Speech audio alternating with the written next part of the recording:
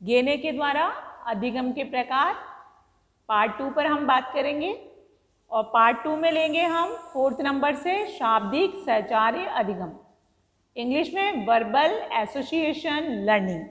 चलिए क्या होता है ये, तो हम ये कहते हैं कि सरल श्रृंखलाबद्ध सीखने के बाद जब ज्ञान को शाब्दिक रूप प्रदान करके किसी भी वस्तु से उसका संबंध स्थापित करने का कार्य किया जाता है तो हम उसको शाब्दिक सहचार्य अधिगम की श्रेणी में रख सकते हैं। इससे सीखी हुई वस्तुओं को स्थायित्व मिलता है। श्रृंखला अधिगम के शाब्दिक अधिगम द्वारा विचारों को क्रम में पिरोना तो हम सीख लेते हैं और वह अशाब्दिक अधिगम भी कौशल अधिगम द्वारा सीख लेते हैं। लेकिन जब तक हम ज्ञान को शाब्दिक सहचार्य से संबंध नहीं करा लेंगे तब तक हम ये मान के चलते हैं कि बालक का जो अधिगम है वो अपूर्ण रहता है। चलिए एग्जाम्पल के द्वारा समझने की कोशिश करते हैं। जैसे कविता पाठ है, अक्षर व शब्दों को क्रमानुसार सीखना, जैसे उसमें तुकबंदी होती है, लयबंदी होती है, पीछे के अक्षर जो होते हैं वो एक जैसे होते हैं, लय सी बन जाती है तो हम सीख लेते हैं। श्रृंखला अधिगम होने के कारण इसके अंतर्गत शाब्दिक तथा शारीरिक अनुक्रियाओं का एक निश्चित क्रम क्या हो जाता है, सम्मिलित हो जाता है। इसके लिए संकेत अधिगम का स्वरूप आवश्यक होता है। तो हम अभी बात कर रहे थे शाब्दिक सहचार्य अधिगम की। अब हम बात करते हैं विभेदात्मक अधिगम, जिसको इंग्लिश में बोलते हैं डिस्क्रिमिनेशन लर्निंग। अब क्या होता है ये देखिए, जैसा कि नाम से हमें मालूम पड़ रहा है, अधिगमकर्ता एक ही प्रकार के दो समान पदों में से अधिक उद्दीपनों को सही सही पहचान कर उसमें भेद कर लेता है। शिक्षण के विभेदात्मक अधिगम में संकेत तथा श्रृंखला की परिस्थितियां सम्मिलित होती हैं। इस अधिगम में एक तथ्य को दूसरे से अंतर करके या पूर्व में जो सीखा हुआ ज्ञान है उसे जोड़ने पर बल दिया जाता है। इसके अंतर्गत जो उद्दीपन और अनुक्रिया का संबंध होता है वो बड़ा भ्रांतिपूर्ण होता है। एक उदाहरण के माध्यम से समझने का प्रयास करते हैं कि घनत्व और भार में अंतर समझना, या हिंदी के ब और व में अंतर समझना, भ और म में अंतर समझना, ध धनुष वाला और घ में अंतर समझना, घ घर वाले में आदि। इसके लिए आवश्यक है कि प्रत्येक शिक्षक, कोई भी शिक्षक जो अधिगम करवा रहा है वो प्रत्येक उद्दीपक में और अनुक्रिया में स्पष्ट करे, उन दोनों को, उद्दीपक और अनुक्रिया को स्पष्ट करे। तब अगर ऐसा कर लेगा तो इसके लिए आवश्यक है, अगर वो स्पष्ट कर लेगा तो जिन जिन वस्तुओं और तथ्यों में भेद करना है वो एक साथ प्रस्तुत हो जाएंगे और बालक उन तथ्यों और घटनाओं को अलग कर कर पहचानने का कार्य किया जाता है।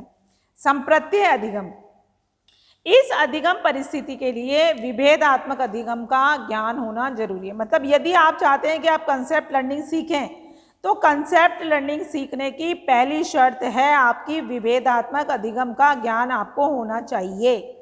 अब जो संप्रत्ययात्मक अधिगम है, कंसेप्ट लर्निंग है, 1964 में कैडलर महोदय ने ये कंसेप्ट हमें दिया था।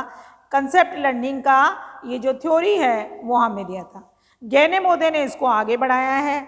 उसको परिभाषित करते हुए गैने महोदय कुछ शब्दों के माध्यम से कहते हैं कि जो अधिगम व्यक्ति में किसी वस्तु या घटना को एक वर्ग के रूप में अनुक्रिया करना संभव बनाते हैं उन्हें हम संप्रत्यय अधिगम कहते हैं।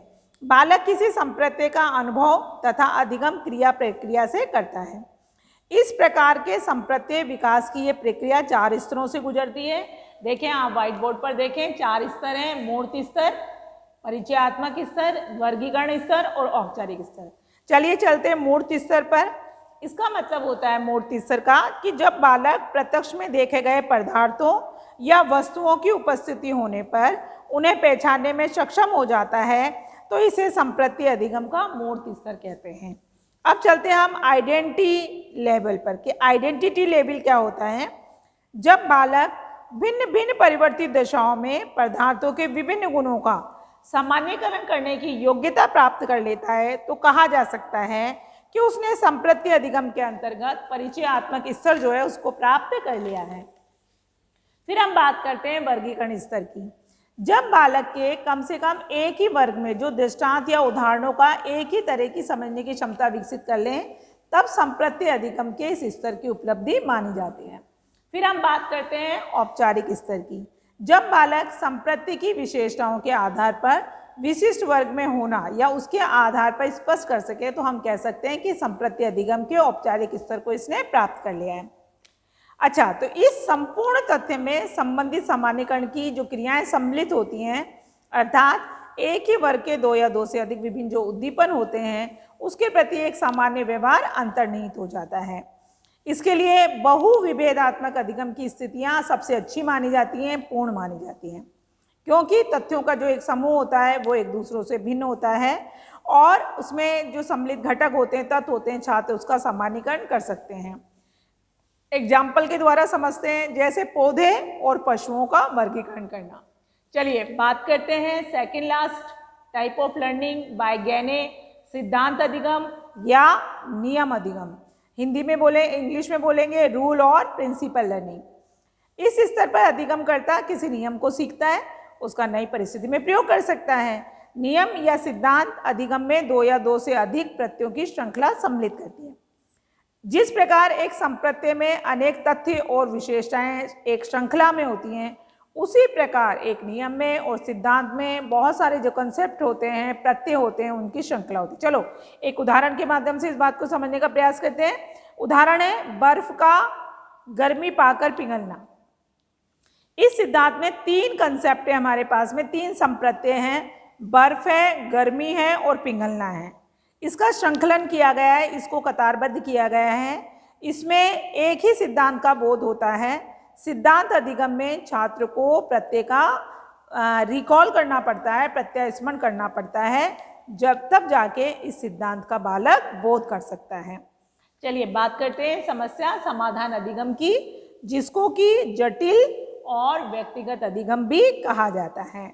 अब इसमें क्या होता है, प्रॉब्लम सॉल्विंग लर्निंग मेथड में इसमें क्या होता है, अधिगमकर्ता इस स्तर पर सीखे हुए दो या दो से अधिक नियमों को समन्वय करके उसमें नई समस्या, कोई भी समस्या नई उसके सामने आती है, उसका समाधान करने की योग्यता प्राप्त कर लेता है। इस प्रकार उच्च स्तरीय सिद्धांत के रूप में संबंध करना ही समस्या समाधान अधिगम है। अधिगम की प्रक्रिया में तीन प्रमुख चर कार्यरत होते हैं, अधिगमकर्ता, उद्दीपन, परिस्थिति तथा अनुक्रिया। तीन हो गए, एक अधिगमकर्ता हो गया, एक उद्दीपन परिस्थिति हो गई, तीसरा अनुक्रिया हो गया। समस्या समाधान जटिल अधिगम है। इसमें संप्रत्यय अधिगम और सिद्धांत अधिगम जो हमने पढ़े हैं, उन दोनों का रूप, मतलब उन दोनों की थ्योरी इसमें सम्मिलित हो जाती हैं। सफल यदि समस्या समाधान का वर्णन अधिगम के धनात्मक स्थानांतरण के रूप में किया जाता है, इसलिए इसे जटिल और व्यक्तिगत अधिगम की संज्ञा देते हैं। एग्जाम्पल देखते हैं। देखो एग्जाम्पल है रेखा गणित के किसी प्रमेय को सिद्ध करना। जीवन की समस्याओं का समाधान जब भी व्यक्ति करता है तो वो पूर्व अनुभवों की सहायता से करता है, अर्थात पूर्व अनुभवी व्यक्ति का अधिगम होते हैं। अर्थात अधिगम समस्या समाधान में सहायक होती है। तो हमने आज इस वीडियो में बात की अधिगम के प्रकार के बारे में, जो गैने महोदय ने बताए थे। हम अगली बार बात करेंगे, जो हमारा नेक्स्ट वीडियो होगा उसमें हम बात करेंगे कि प्रभावशाली अधिगम के उपाय, हम अधिगम को प्रभावशाली कैसे बना सकते हैं।